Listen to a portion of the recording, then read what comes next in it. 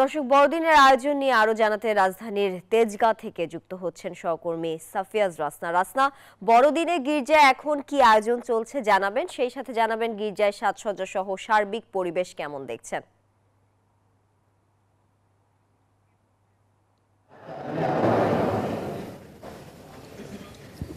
আয়েশা, শুভ বড়দিন।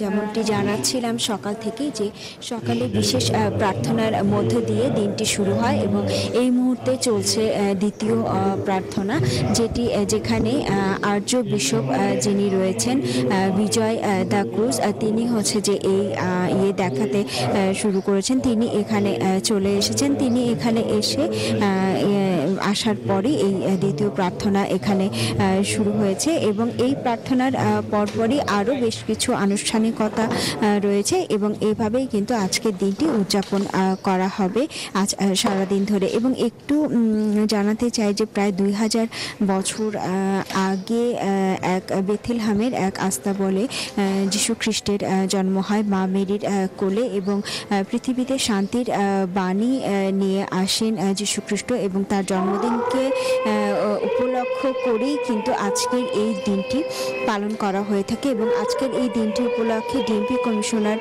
এর পক্ষ থেকে জানানো হয়েছে যে এই দিনটি নির্বিঘ্নে উদযাপন করতে সব ধরনের নিরাপত্তা জোরদার করা হয়েছে এবং সব ধরনের কোনো বিশৃঙ্খলা যেন না হয় সেদিকেও কিন্তু কড়া নিরাপত্তা দেওয়া হয়েছে। এবং আজকের দিনে যীশু খ্রিস্ট জন্মগ্রহণ করে পৃথিবীতে আসেন এবং পৃথিবীতে শান্তির বাণী তিনি প্রচার করেন সবার মধ্যে। এবং সেই সঙ্গে কিন্তু এই যিশু নামের যে শিশুটির জন্ম হয়েছিল আজকে থেকে প্রায় 2000 বছর আগে, তো সেই শিশুটি বড় হয়ে পাপের শৃঙ্খলে আবদ্ধ মানুষকে মুক্তির বাণী শোনান। এবং আজকের এই পুরো পৃথিবীতে যে হানাহানির সকলের প্রার্থনা, সেই হানাহানি থেকে সবাই যেন মুক্ত হতে পারে এবং পৃথিবীতে এই ধরাধামে যেন শান্তির নেমে আসে সেই প্রার্থনাই করছেন সবাই। আজকের এই আহ্বান জানানো হচ্ছে যেন এই যিশুর যেই প্রচারিত বাণী, সেই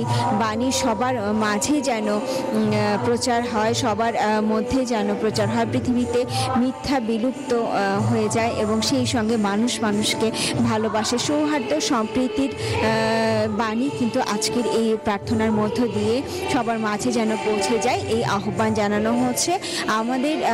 আমার কাছে রাজধানীর তেজগাঁ থেকে এই ছিল এখন পর্যন্ত সবশেষ সংবাদ। আমরা চলে যাচ্ছি স্টুডিওতে। তানিয়া।